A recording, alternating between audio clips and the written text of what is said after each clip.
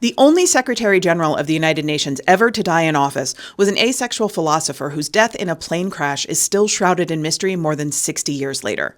Let's talk about Dag Hammarskjöld. Welcome back to Yesterqueers. My name's Amanda, and I'm a public historian of queer history. Dag Hammarskjöld would probably not like being referred to as a philosopher or spiritual seeker, but his journal, published after his death, reveals a deeply introspective man who spent a lot of time considering his faith, his humanity, and his place in the world. The rumor that Hammarskjöld was gay was likely started by his predecessor, the first UN Secretary General Trygve Lie, but Hammarskjöld himself said that if he were gay, he wouldn't have accepted the position of Secretary General, and no one in his life thought that he was closeted.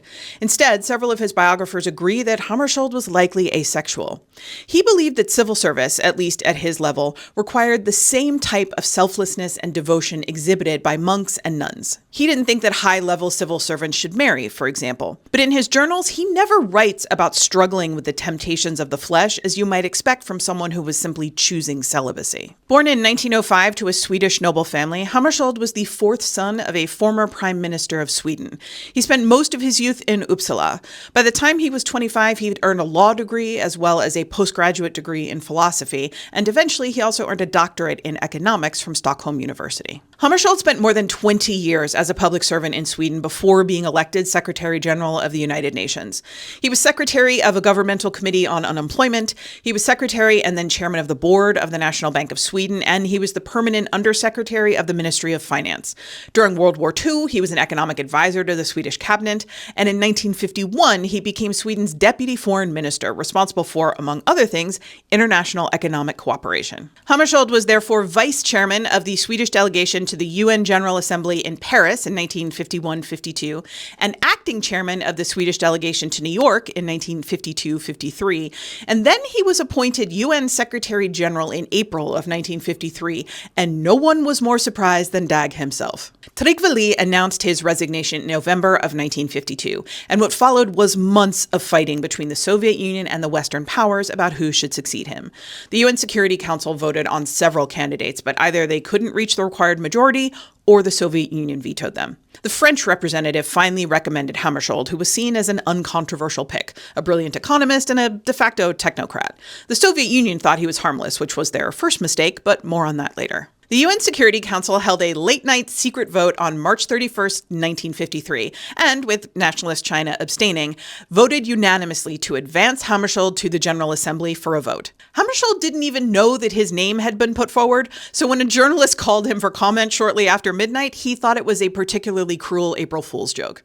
But it wasn't. The General Assembly voted 57-1 in favor of electing Hammarskjöld, and he was sworn in on April 10th, 1953, as the second Secretary General of the United Nations. Hammarskjöld dove immediately into the details of the position, introducing himself to as many staffers as possible, eating in the cafeteria whenever he could, and paying attention to small projects that measurably improved working conditions at the UN. But he was also managing huge issues with global impact, like trying to improve relations between Israel and the Arab states, and negotiating for the release of pilots captured during the Korean War who were being held in China. In 2001, Kofi Annan said that Hammarskjöld had done more to shape public expectations of the office, and indeed of the organization, than any other man or woman in its history. He was unanimously re-elected as Secretary General in September of 1957. He was in the middle of his second term when his plane went down 7.5 miles outside of Ndola in what is now Zambia on September 18, 1961, killing all 16 people on board. The inquiry done by what was then the Rhodesian government blamed pilot error, but the UN inquiry couldn't determine a cause of the crash, and there was some evidence that the plane had been shot down. And why would someone want to kill the Secretary General of the United Nations? In the 1950s and early 60s, most of the continent of Africa was still under the boot of colonizers. And Dag Hammarskjöld was committed to removing colonial powers from Africa and giving African nations the space and the support to govern themselves. This map is from February of 1960, and only the countries in gray are independent nations. Every single other inch of that continent was controlled in some way by France, the United Kingdom, Belgium, Portugal, Italy, or Spain. So, as you might imagine, Hammarskjöld's plan to support independence across the African continent was not popular with Western powers. At the time that his plane went down, Hammarskjöld was on his way to negotiate a ceasefire in what's called the Congo Crisis, which is the series of civil wars wars that broke out following Congo's independence from Belgium. The Soviet Union was mad that he had sent in UN troops as peacekeepers, but not in direct support of the democratically elected government of Congo.